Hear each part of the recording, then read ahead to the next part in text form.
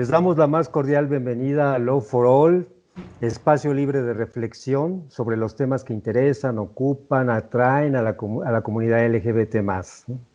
Este año, en su tercera edición digital, por las razones que todos sabemos, yo soy Alejandro Brito, director de Letra S, SIDA, Cultura de Vida y Cotidiana, y voy a facilitar el panel Violencia y Discriminación en la Familia, la cárcel de la cuarentena. Y para ello tenemos a dos invitados que se han destacado en los últimos años en el activismo LGBT. Tenemos a Iván Tagle, él es ingeniero químico petrolero, egresado del Instituto Politécnico Nacional, y es director general y fundador de YAG, Transformando tu Vida AC. Él sobre todo se ha destacado en los últimos años por su lucha y su impulso para que se prohíban las terapias de conversión de la orientación sexual.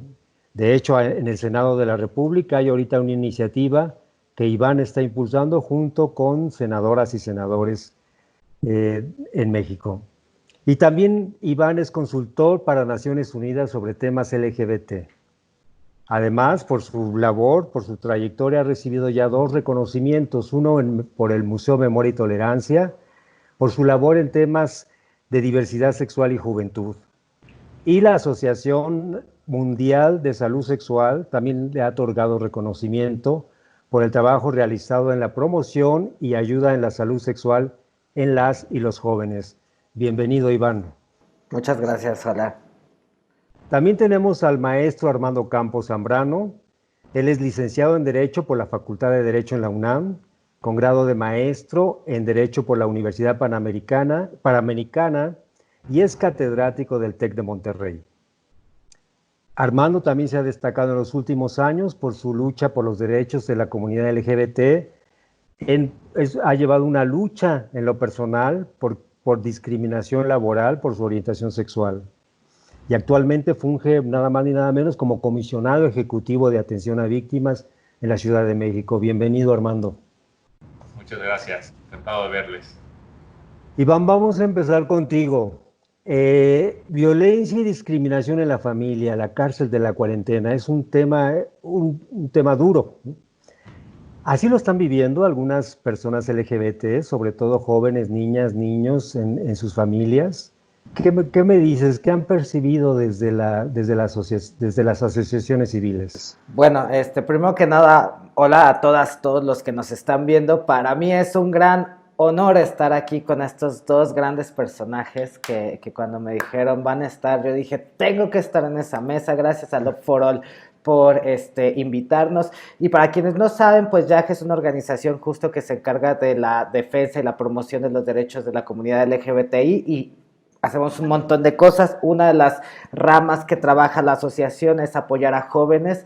Lo hemos hecho a lo largo de todos estos años. Apoyamos a jóvenes que son corridos de casa o que viven en movilidad forzada. Y bueno, actualmente con esta cuestión de reto sanitario, pues nuestro trabajo de hecho se aumentó.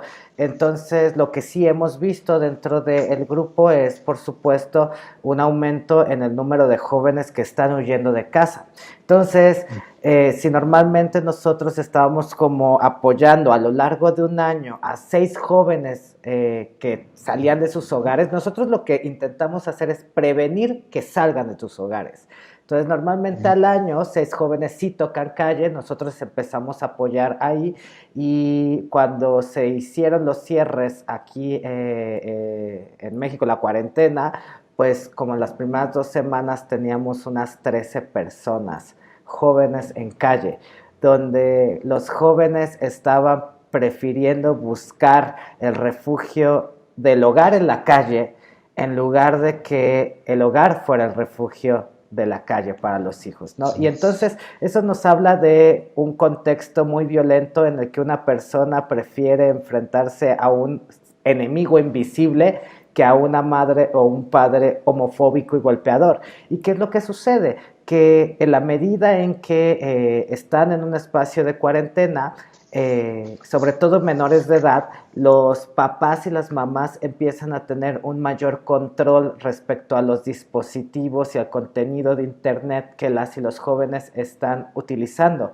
Entonces, los jóvenes que no han podido salir del closet porque no es su momento, porque no lo han decidido así, pues empiezan los padres o las familias o los hermanos a pues sacarlos del closet, y entonces en un confinamiento tienen que estar viviendo 24/7 el rechazo.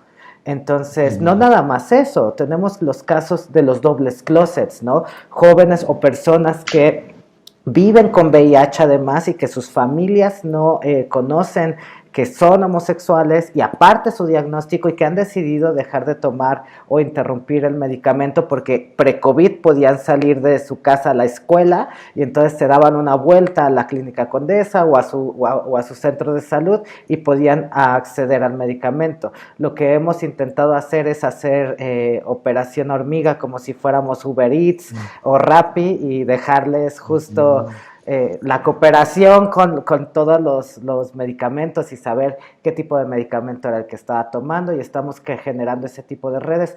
Otra de las cosas también que es importante comentar es que nosotros hemos visto un aumento del número de casos de jóvenes que están siendo llevados a terapias de conversión vía virtual, ¿no? Y esto es muy complejo, porque ¿cómo procedes con alguien que está haciendo una terapia de conversión desde España o desde Argentina o desde Estados Unidos? ¿Cómo generas una responsabilidad?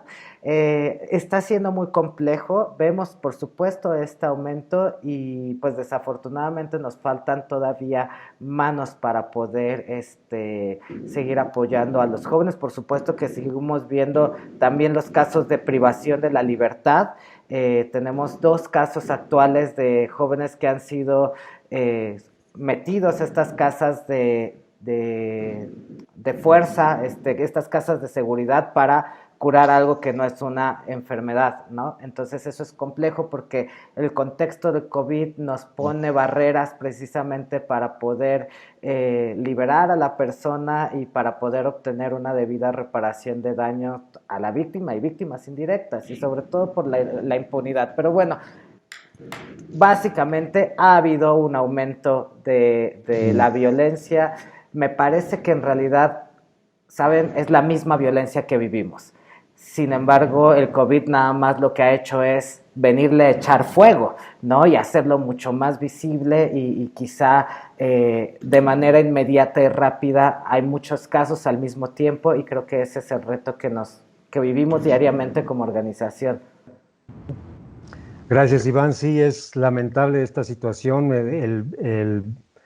La pandemia de VIH, de COVID, perdón por el lapsus. Yo he tenido muchos años combatiendo esa pandemia, pero ahora la de COVID, igual que la del VIH, saca a flote todos esos problemas, esas dificultades, esos obstáculos, ¿no?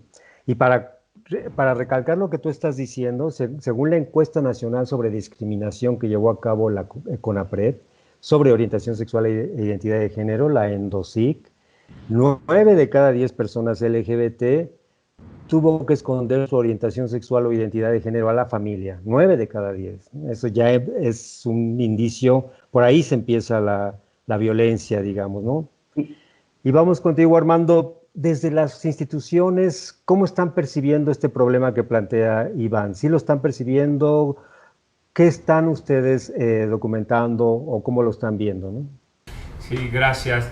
Igual rápido, en primer lugar agradecer a Love for All la invitación. Para mí es un honor, es un privilegio estar aquí con ustedes, con mi querido Iván, que en el activismo pues ya llevamos unos años, también contigo, Alejandro, Letra S. La verdad es que son 2 grandes instituciones de la sociedad civil que para mí fueron aliados, referentes, y pues desde luego también el momento en el que supe que iban a estar ustedes, por supuesto que accedí, y sin más, pues vámonos a los números.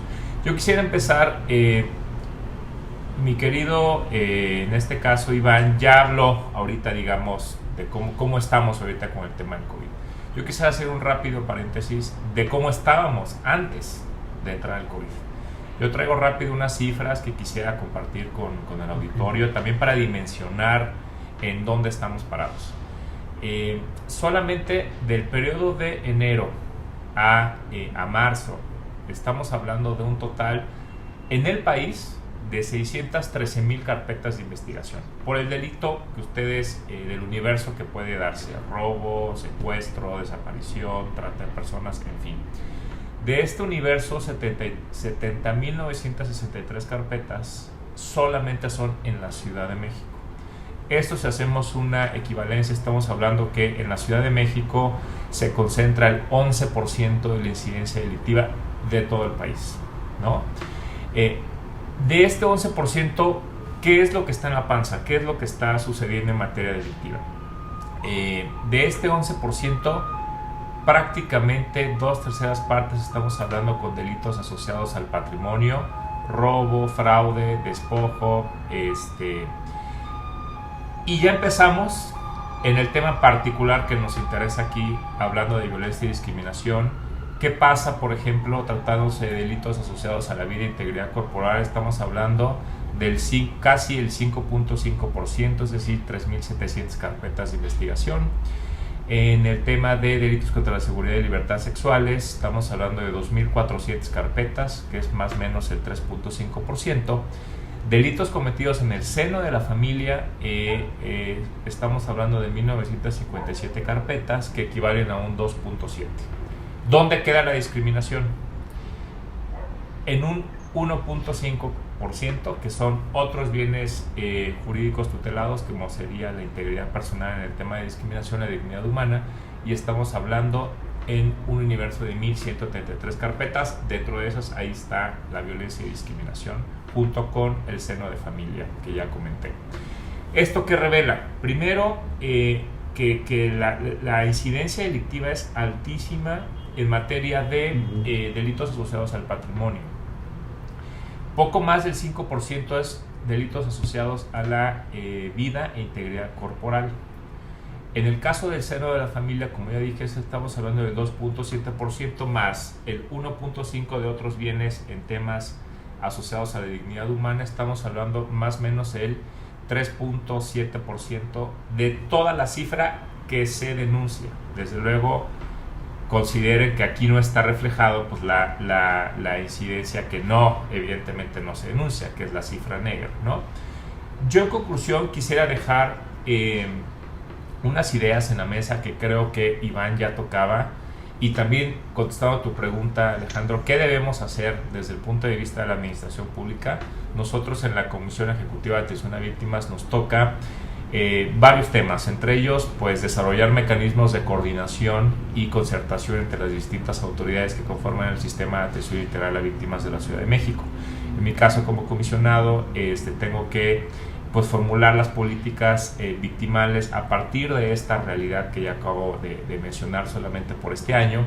Y aquí son, digamos, los puntos de interés y las áreas de oportunidad. Desde luego, pues estamos hablando de que se tienen que crear oportunidades sostenidas de trabajo a largo plazo, y yo diría con un enfoque diferencial, especializado también en las distintas realidades de los grupos de atención prioritaria, ¿no? Estamos hablando también de adolescentes, jóvenes primeros, en los cuales pues el trabajo es una forma también de garantizar la autonomía personal y la autonomía económica. Acceso universal y garantizado a la educación como factor, y esto es muy importante, de movilidad, de superación personal, enriquecimiento comunitario, económico, social y colectivo. Desde luego, en mi planteamiento también como gobierno, no solo de la Ciudad de México, sino en general en todo el país, ante el COVID, debe generar un replanteamiento en la materia de estrategias de acceso a programas y acciones sociales que incidan en fortalecimiento e independencia económica y social. Y esto nos lleva al siguiente punto, que es crear, innovar en la materia de política pública asociado al empoderamiento, y también muy importante, las medidas de administración y procuración de justicia. Tenemos todavía un grave problema también de acompañamiento a las víctimas durante el proceso penal, durante el hecho victimizante, y también a la verdad, a la justicia y la reparación. Por eso también un gran pendiente que venimos arrastrando del pasado y de administraciones anteriores, pues es la profesionalización y dotar de rigor científico la actuación de las fiscalías y las secretarías de seguridad pública. Nosotros como Comisión Ejecutiva, además de generar estos mecanismos y esta política, nos toca también la representación de las víctimas tratándose de delitos de alto impacto y asociados a la dignidad humana. Estamos hablando de, pues, desde luego, feminicidio, crímenes de odio, homicidio doloso, trata de personas, secuestro, desaparición forzada, tortura, tratos crueles e inhumanos, que precisamente aquí es el trabajo con el que coincido particularmente con Iván y con la Asociación YAG, y sepan que pues en la Comisión Ejecutiva tienen una gran aliada precisamente para poder abordar de manera integral la verdad, la justicia y la reparación integral en víctimas que también son objetos de tortura, porque esa es la palabra. Una terapia de conversión es tortura, al margen de que existe concurso de otros delitos, como puede ser también de índole de tipo sexual, un secuestro o inclusive un delito como una desaparición también generada por los propios particulares. Hasta aquí sería mi primer planteamiento. Sí. Quería a ver, ¿Cómo? Agregaría a esta cuestión que el gobierno todavía necesita hacer es también el acceso a la vivienda. Me parece que necesita haber políticas que ayude, por ejemplo, a tantos jóvenes que se han quedado ahorita sin trabajo, que quizá también egresaron de las universidades y egresaron en el peor de los momentos, y como bien dice Brito, 9 de cada 10 jóvenes ocultan su orientación sexual, que hemos visto una gran cantidad de movilidad forzada de jóvenes de otros estados que habían venido a la ciudad, que se quedan y escapan de sus estados y de sus contextos por la violencia, y que ahorita, derivado a que no tienen trabajo, no tienen una vivienda propia, tienen que regresar a sus casas, a esos estados de los que ya estaban huyendo, ¿no? Entonces yo creo que el gobierno de la Ciudad de México justo me parece que debe de tener estos programas que puedan estar apoyando a estos jóvenes como dato. Retomando algo que decía Armando, Iván, Armando decía que había que tener un enfoque diferenciado, porque no afecta igual a todos por igual esta situación que tú estabas mencionando.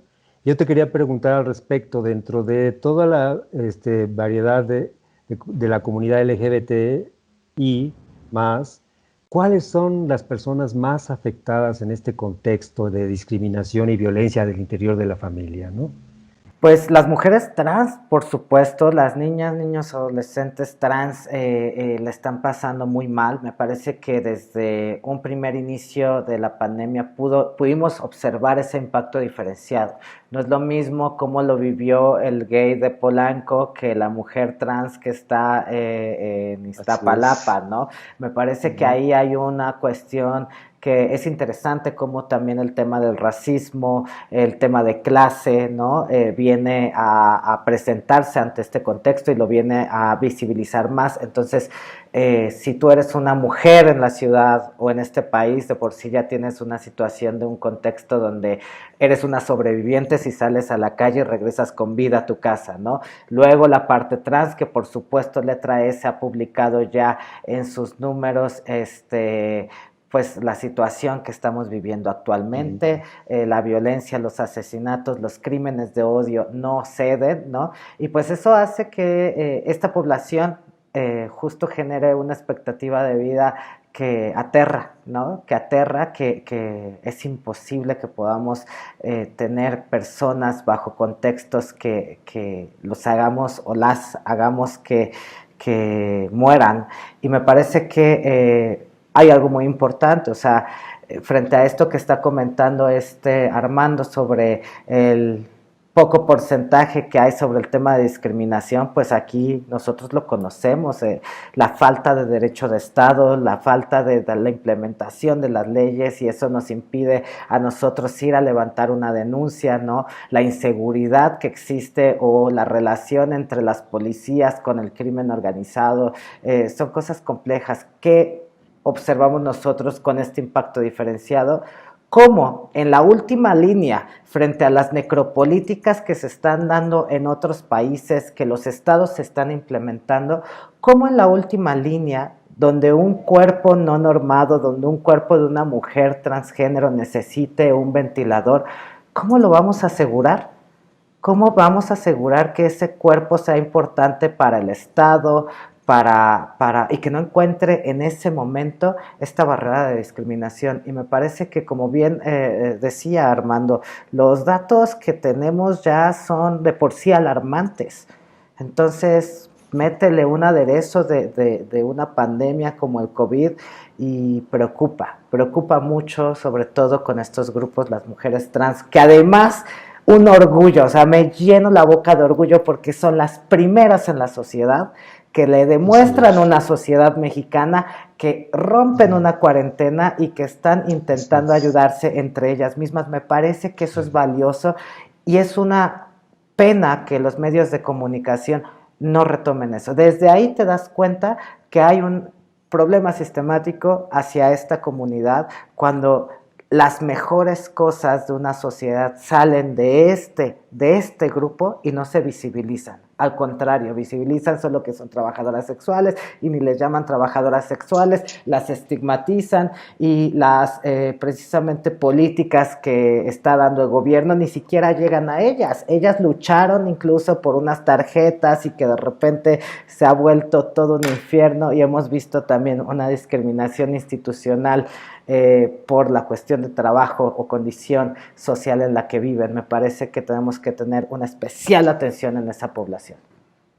Yo creo que aquí... Gracias, Iván. ¿Sí? Armando, sí, te quería preguntar, mira, la discriminación y la violencia al interior de las familias sucede en espacios privados y parece ser que eso podría ser una limitante, ¿no?, para las instituciones públicas, ¿no?, que incidir en esos espacios privados.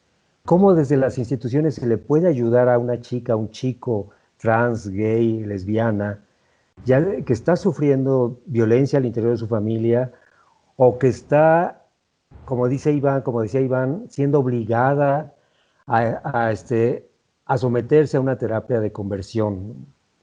¿Cómo se le puede ayudar? Sí, yo particularmente me consta, es lo que les quiero decir, que el gobierno de la Ciudad de México, con todo y la situación del COVID, no nos hemos detenido. En el centro del Comando C5 se instaló precisamente todo el andamiaje institucional con que cuenta la ciudad, desde la Secretaría de las Mujeres, Consejería Jurídica, la Secretaría de Seguridad Ciudadana, en el cual tenemos este centro de mando y de comando en el cual literal a través de la línea también del 56 58 11 11 se tiene ya personal especializado en materia de abordaje victimal, psicología, en el cual las personas, si están siendo violentadas, pueden ahí generar inclusive de tipo digital la denuncia, también a través de la Fiscalía, a través de medios electrónicos ya es posible. La Secretaría de las Mujeres también tiene una línea de mujeres específicamente hablando por esa especialidad. El propio COPRED también tiene una línea de denuncia, es decir, no nos hemos detenido, con todo y que es un gran reto institucional la pandemia a nivel global. Comentarles que utilicen esas líneas de denuncia en el cual se genera ese acompañamiento.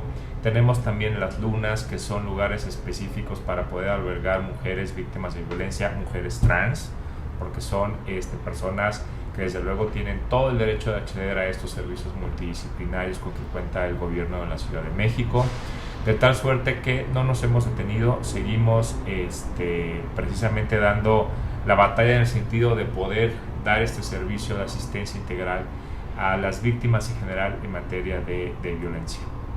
Yo quiero rescatar ahí Gracias, algo Armando. interesante, rapidísimo, porque Sí, adelante, Iván. si puede, yo creo que a los que nos escuchan, por favor, denuncien.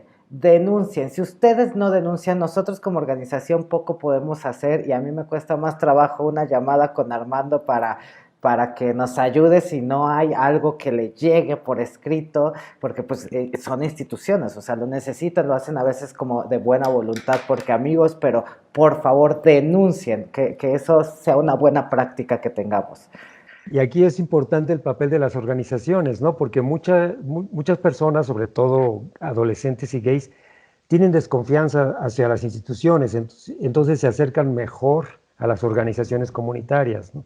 Y estas organizaciones pueden fungir como intermediarias entre los servicios que las instituciones proporcionan, ¿no? Entonces yo creo que la respuesta ahí comunitaria que ustedes están haciendo, Iván, es muy importante. Y al respecto te quería preguntar, también se debe llevar a cabo, no solamente la denuncia es suficiente, porque estas discriminaciones, estas violencias que se dan al interior de las familias, muchas veces es por desconocimiento, ¿no? Muchas veces padres y madres y parientes no saben exactamente cómo actuar cuando un adolescente, un hijo, una hija les dice soy gay, soy lesbiana, soy trans, ¿no?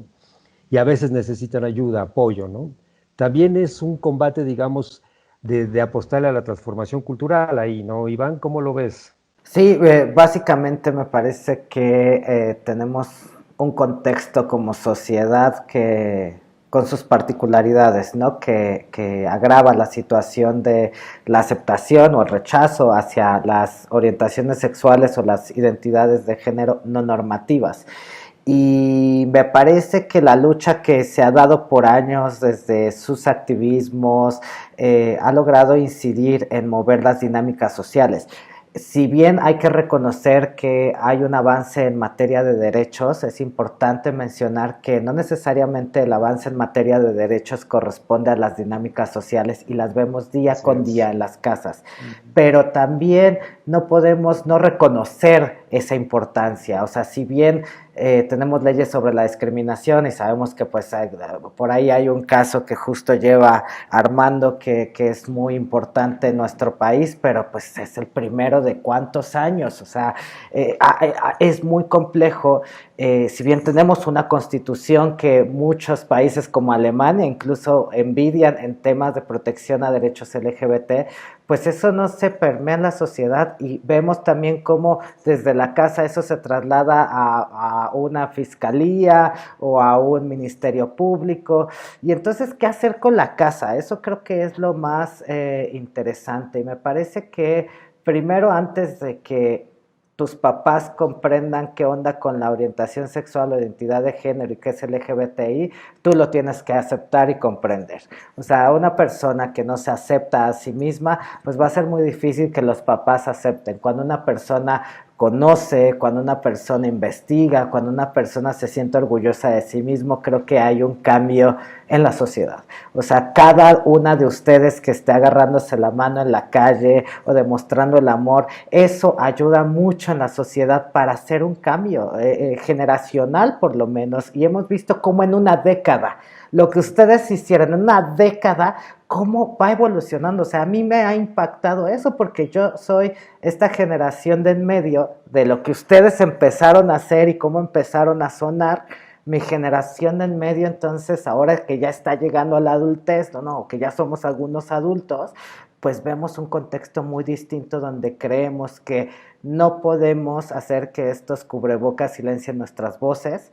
Y no debemos hacer que este confinamiento se convierta en un closet permanente para nosotros. La comunidad tiene que estar presente, tiene que estar gritando, tiene que ser visible, tenemos que resistir y eso es lo que nos enseñaron. O sea, es que yo estoy admirado por estar aquí, por lo mismo ahorita decías una comparación con la pandemia del VIH-Sida y últimamente me he puesto a pensar en eso y digo, caramba, ellos lo vivieron, ¿no? Y vivieron estos contextos y veían morir a las personas y se organizaron, resistieron. Ustedes nos dieron el ejemplo que se puede, que esto es...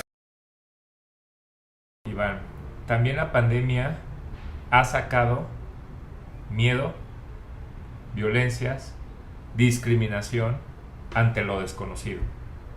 Y lo hemos visto en las agresiones al personal médico o propiamente actos como tal de discriminación. Ahora imagínense eso llevarlo a los 80s, en el que poco se conocía en ese momento de la pandemia del VIH. Y esto nos viene en cierta manera a refrescar la memoria, los que, igual a mí, yo nací en el 81, propiamente no me tocó, pero sí me tocó la década de los 90s, en el que era muy sonado todavía la cuestión estigmatizante de, antes muerto de cualquier cosa que no adquieras VIH, ¿no? Entonces, esta pandemia también nos ha hecho, si me permiten el comentario, de evidenciar cómo el ser humano ante algo desconocido actúa con miedo y actúa con violencia, actúa con segregación, ¿no? Solamente que aquí no estamos hablando de una enfermedad como en ese momento se estigmatizó hacia la comunidad, particularmente LGBT, LGBTI en aquel entonces, ¿no? Y esto habla también de cómo en la sociedad el miedo, la ignorancia y el prejuicio es lo que lleva a estos escenarios de agresiones y de violencia.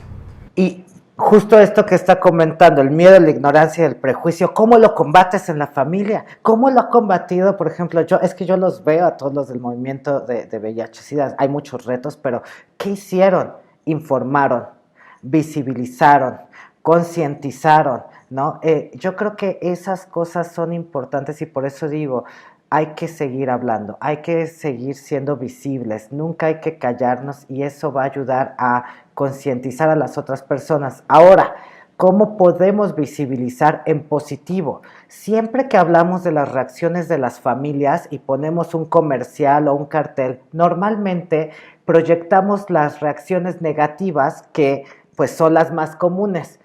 Pero no hemos pensado que ese tipo de estrategias en realidad lo que socializa y normaliza es una reacción negativa frente a los hijos que salen del closet. Si nosotros empezamos a hablar más en positivo de cómo deberían de reaccionar las familias cuando alguien sale del closet, entonces instauraremos una dinámica social y un discurso muy distinto porque le explicas a los papás qué tendrían que decir cuando tu hijo va y te dice soy gay. Hijo, yo te amo y te abrazo. Sí, y aquí falta políticas dirigidas hacia las familias, hacia los padres, madres de familia, ¿no? Me parece que las instituciones se tienen que abrir al respecto, ¿no? No sé, Armando, si tú tienes conocimiento desde las instituciones, si hay políticas dirigidas a estas familias, que reconocer la diversidad dentro de las familias, ¿no? Darle un espacio a aquellas familias que tienen hijas e hijos LGBTs, ¿no? Sobre todo adolescentes, ¿no? No sé si el DIF, por ejemplo, ¿qué está haciendo algo al respecto? Sí, en el caso de la Ciudad de México, el DIF como parte, ellos llevan la Secretaría Técnica del CIPINA en la Ciudad de México, que es el mecanismo de protección integral a niñas, niños y adolescentes. Hemos tenido reuniones interinstitucionales de manera virtual para asegurar precisamente durante el impacto diferenciado que provoca en niñas, niños y adolescentes la pandemia del COVID. Y ahí lo que hemos abordado es, desde luego, cómo de manera diferenciada podemos generar el acceso a los servicios multidisciplinarios y a la protección del Estado en el caso de los menores, de las menores. Y uno de ellos es asegurar la educación inclusiva y también hacerles, desde luego, bajo este impacto diferenciado, cómo poderles transmitir el efecto pues, tanto de las violencias como también de la pandemia y muy particularmente temas también de diversidad y de inclusión que sí se están viendo en la Ciudad de México, como pues lo ha dicho la propia doctora Claudia Sheinbaum, nuestra jefa de gobierno, pues es una ciudad innovadora y de derechos en el que me consta que a nivel de planes educativos y programas de acciones sociales se actúa sin discriminación y buscando este acceso diferenciado a la plena vigencia de los derechos humanos en niñas, niños y adolescentes. Ejemplo es que aquí en la Ciudad de México pues se observa plenamente el postulado constitucional de que la educación que tiene que brindar el Estado debe que ser una educación científica, laica, libre de prejuicios y libre de temas religiosos. Y esto me viene a la mente, como ustedes saben, lo que acaba de pasar recientemente en Nuevo León, que no pasó el famoso PIN parental, pero en Aguascalientes sí, ¿no? Y eso habla de que están esos grupos conservadores y también antiderechos, que ahí están latentes, ¿no? Que ellos buscan la manera a través de amedrentar pues la palabra se ha dicho amedrentar, pues a políticos de que si tú apruebas esto, si tú generas esta protección a la comunidad LGBT, pues nos vamos a ver en las urnas y vas a ver cuidadito o vamos y te cerramos, ¿no? Yo creo que ahora pues el lenguaje que nosotros tendremos que generar, no solo como comunidad LGBT, sino como funcionario en mi caso, pues es que tenemos un pacto social en el que es muy sencillo leer 4 párrafos del primer artículo constitucional, que es precisamente la universalidad, la interdependencia de los derechos humanos, que implica como ya lo dije, una educación laica, una educación basada también en la diversidad, en el cual yo insisto que el motor de cambio en toda sociedad, entre otros, principalmente es la educación. Y la educación tenemos que llevarla a los senos de las familias, tenemos que hablar de diversidad en la primaria, en la secundaria, desde luego, bajo un enfoque diferencial. No puedes hablar de diversidad y sexualidad de la misma manera a un adolescente de tal vez 15 años, a un menor de 9 años. Desde luego con un enfoque, con métodos accesibles y pedagógicos concretos a su realidad, es como tienes que realizar el abordaje, porque también hay otros problemas sociales convergentes, como por ejemplo es el embarazo en menores, el embarazo infantil. Entonces, este tipo de cuestiones, insisto, si en las aulas no impactamos, difícilmente vamos a poder generar estos cambios sociales. Muy de acuerdo, Armando. Yo creo que es fundamental incidir en la educación. Y al respecto, pues ha habido un paso adelante en la Constitución de la Política de la República. Ya se incluyó la educación sexual dentro como una obligación, ¿no? Como una obligación. Ahora falta implementarla, eso va a ser lo difícil. Y siempre la Secretaría de Educación Pública ha estado como muy ausente.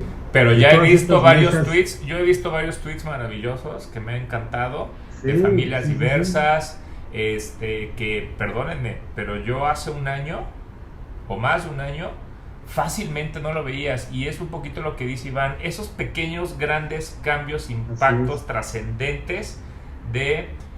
la palabra no es normalizar, a mí no me gusta usar la palabra normalizar, porque no es un tema de normalizar, somos seres humanos y somos como somos. Socializar y en todo caso hacer meramente un tema ordinario de como somos.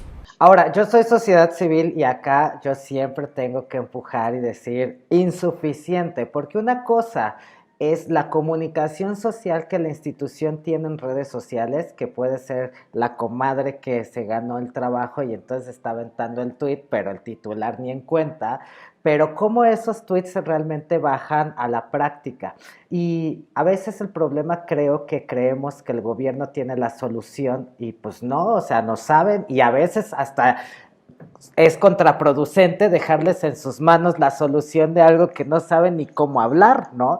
Entonces, más bien ahí también es una autocrítica. El gobierno en estos temas es un medio, no es un fin. Nosotros ahí como una autocrítica, y ahí es un área de oportunidad para las organizaciones, es quiénes estamos interlocutando con la SEP y quiénes le estamos dando también protocolos, guías. Por ejemplo, desde la asociación tenemos, si nos están viendo, una guía para generar espacios o escuelas incluyentes con políticas y hay ya un material quizás sistematizado, pero pues hay todavía un pendiente en ese esfuerzo. O sea, necesitamos más organizaciones que se enfoquen a la parte educativa, porque son muy pocas. Y entonces nosotros exigimos al gobierno una respuesta que si no la da en estos momentos y en estos contextos, uy, qué miedo. La verdad prefiero que empujemos esta respuesta social, ¿no? Que también veamos cuál es la responsabilidad de cada actor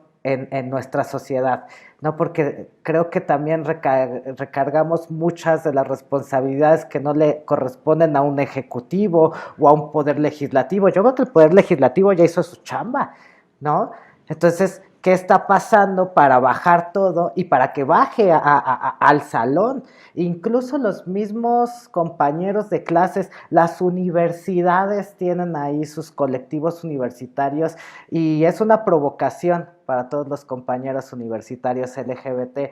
¿Qué está haciendo la agenda de universidades? Porque ahí se gestan las revoluciones, se gestan un montón de nuevos movimientos, ¿no? Veamos el movimiento feminista incluso se ha gestado también para enfrentar esta violencia proveniente de universidades. Digo, evidentemente yo no puedo hablar de los casos que actualmente llevo. En el sector educativo ese sí es un gran reto, como dices Iván, de las organizaciones, desde la sociedad civil, porque el sector educativo siempre se ha convertido como en una especie de búnker, ¿no? Moral, y los fundamentalistas y la derecha siempre arman su resistencia y dar el grito en el cielo con el mínimo cambio que se quiera hacer dentro de los programas de estudio, ¿no? Para mencionar siquiera la palabra homofobia o diversidad sexual, pero es una cosa que se tiene que hacer, porque también ahí se está dando la violencia y la discriminación de las personas LGBT, ¿no? Sobre todo adolescentes, niñas y niños. Y bueno, pues tenemos que concluir este panel. Desgraciadamente siempre sucede así, que cuando se está poniendo bueno, cuando se está caldeando, cuando está... Pero bueno, en Love for All ahí va a haber muchos espacios, va a haber todavía muchos webinars o Zooms de discusión, ¿no? Estamos en el mes de la diversidad sexual y de identidad de género, hay que decirlo, hay que mencionar siempre diversidad sexual e identidad de género. Y bueno, pues vamos a tener la oportunidad de participar más, ¿no? Yo les agradezco mucho su participación, nada más les pediría a ustedes una conclusión para cerrar ya bien este panel, a cada uno una conclusión breve sobre el tema de violencia y discriminación al interior de la familia. Y comenzamos contigo, Armando, ya que Iván empezó. Claro, yo lo que quisiera a manera de conclusión decir es que en el seno de la familia es muy complejo porque estamos hablando en el que convergen distintas realidades.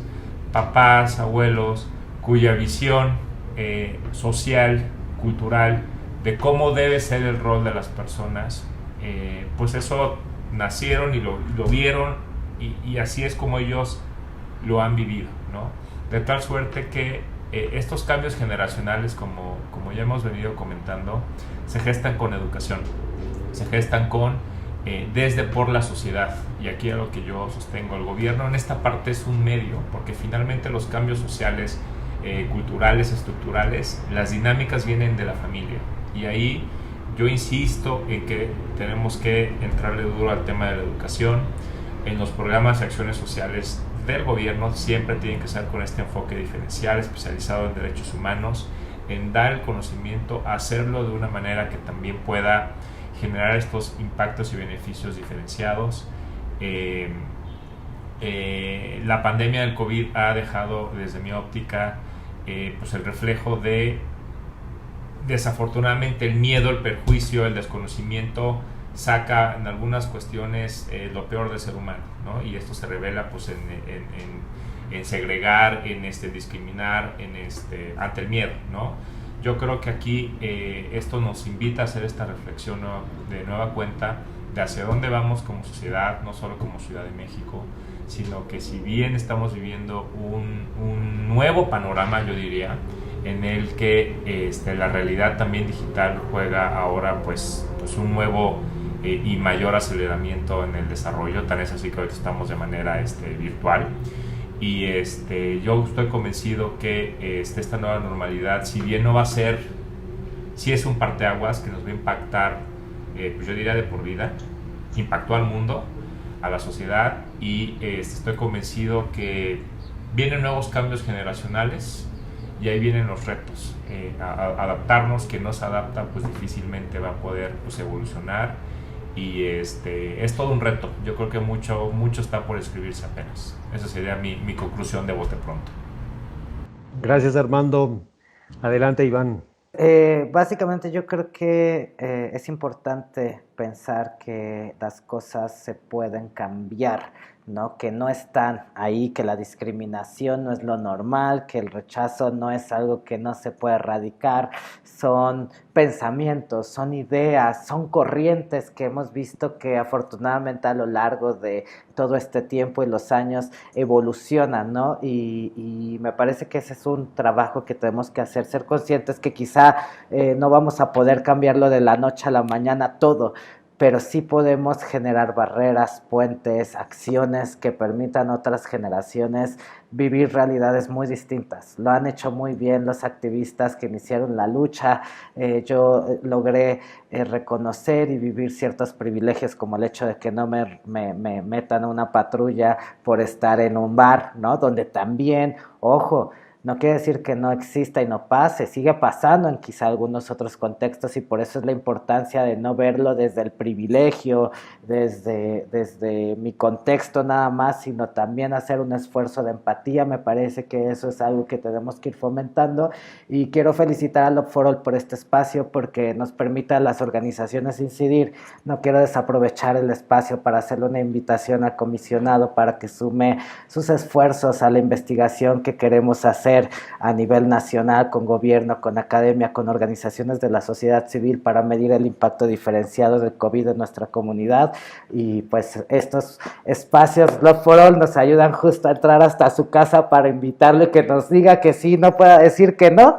Y por supuesto también, querido de letra S, para nosotros sería un honor que acompañaras este espacio. No quería desaprovechar esta llamada para incidir, para sacar esos sís. Y yo sé que no me pueden decir que no en este momento. Gracias a Love for All. Chicos, si tienen además algún problema, si tienen un problema con sus familias, tenemos grupos de apoyos para papás y mamás. Van a aparecer aquí las redes sociales, si no, de todos modos, seguramente el equipo que sabe sobre el Internet de las cosas estará anotando todos los datos. No están solas, no están solos, hay una familia llena de amor, una familia por elección también, una gran comunidad y pues en este marco celebremos ese amor, esa unión y seamos muy empáticos con los otros. Gracias. Pues gracias y pues yo me quedo con el reto de hacer de la familia, del hogar, un lugar seguro para niñas, niños, adolescentes, LGBT, ¿no? Y ahí la coordinación entre las instituciones y las organizaciones civiles es fundamental, ¿no? Les agradezco mucho, Armando, Iván, su participación. Fue un panel muy rico de discusión y bueno, muchas gracias también. Yo le agradezco a los organizadores de Love for All por este espacio y sobre todo te agradezco a ti por por participar y estar viendo este panel, ¿no? Muchísimas gracias y pues nos despedimos. Muchas gracias, doctor Oli, y muchas gracias a todos. Encantado de verles.